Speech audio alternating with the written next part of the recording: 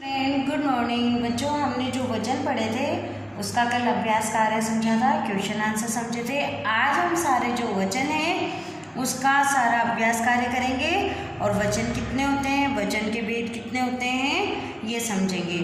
वचन शब्द के जिस रूप से उसके एक या अनेक होने का पता चलता है उसे हम वचन कहते हैं। शब्द के जिस रूप से उसके एक या अनेक होने का पता चलता है उसे हम वचन कहते हैं। अब वचन के कितने भेद होते हैं? दो भेद होते हैं। कौन कौन से होते हैं? एक वचन और बहुवचन।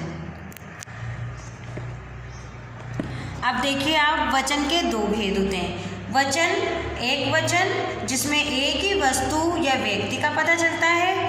बहुवचन जिसमें एक से अधिक व्यक्ति या वस्तुओं का पता चलता है। तो आपने भी देखा कि वचन किसे कहते हैं?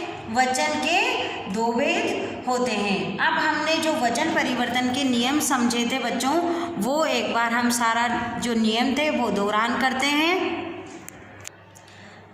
एक वचन, जो शब्द एक ही वस्तु अथवा व्यक्ति का बोध कराते हैं वे एक वचन कहलाते हैं। एक वचन क्या होता है? जो शब्द एक ही वस्तु अथवा व्यक्ति का बोध कराते हैं वे एक वचन कहलाते हैं। जैसे खिलौना, पेंसिल, छात्र, टोपी आदि। बहुवचन किसे कहते हैं? जो शब्द एक से अधिक वस्तुओं अथवा व्यक्तियों का बोध कराते हैं वे बहुवचन कहलाते हैं। जैसे खिलौने, पेंसिलें, छात्रों और टोपियाँ।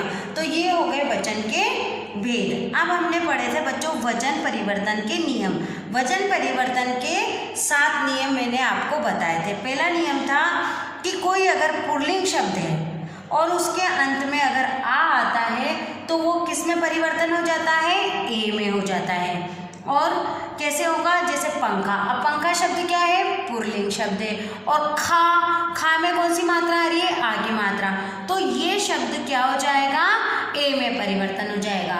ये हो गया था हमारा पहला नियम। दूसरा नियम देखेंगे आप कि यदि अंतिम में अ है जिसमें कोई मात्रा नहीं है, आ की, ई की, ऊ की, सिंपल शब्द है जैसे कि कलम, रात, गाय, तो इसमें हम जो चंद्र बिंदु वाला ए है वो आएगा। कैसे? जैसे कल में। और जब एक ही मात्रा में चंद्र बिंदु लगाते हैं तो चंद्र हटाकर हम उसका प्रयोग बिंदी में करते हैं। ये बात आपको ध्यान रखनी चाहिए कि जब भी हम चंद्र बिंदु वाला ए, आप देख रहे हैं यहाँ पर ध्यान से देखिए कि जब चंद्र बिंदु वाला ए लगाते हैं तो इस मात्रा को ए की मात्रा में बदल देते हैं और बिंदी लगा देते हैं। आँख, आँखें, गाय, गाय।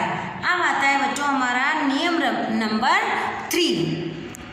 नियम है हमारा 3 कि यदि स्त्रीलिंग है, क्या है? स्त्रीलिंग है, और अगर पीछे आ की मात्रा आ रही है, आकारांत यानी आ की मात्रा के शब्द आ रहे हैं तो उसमें हम ए लगाते हैं। जैसे लेखिका, लेखिकाएं, कन्या, कन्याएं, लता, लताएं। ये सब क्या है? एक की मात्रा। अब हो गया हमारा रूल नंबर 4। फर्स्ट में आपने देखा कि अगर पुल्लिंग है और शब्द आ रहा है तो ए में परिवर्तन होगा। सेकंड समझा हमने, अगर किसी में अ है यानी कोई मात्रा नहीं है तो ए मात्रा बन जाएगी जिसमें कि चंद्र बिंदु वाली मात्रा होती है। थर्ड नियम था कि अगर कोई शब्द स्त्रीलिंग है उसके पीछे आ रहा है तो वो ए में परिवर्तन हो जाएगा।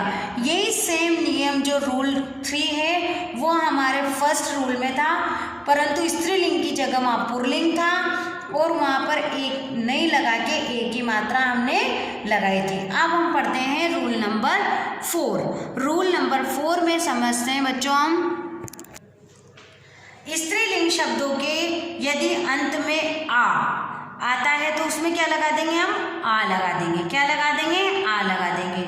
यदि अब रूल नंबर 5 है अंतिम ई या बड़ी ई, अगर छोटी ई और बड़ी ई आती है तो बस आपको कुछ भी नहीं करना, या लगाना है और चंद्र बिंदु लगाना है। जैसे कि नीति, नीतियाँ, जाति, जातियाँ, नाली, नालियाँ। यही रूल हमें 4 में भी लागू करना है। इसमें क्या था कि स्त्रीलिंग शब्दों के अंत में या को या कहते हैं, या को क्या कहते हैं, या करते हैं।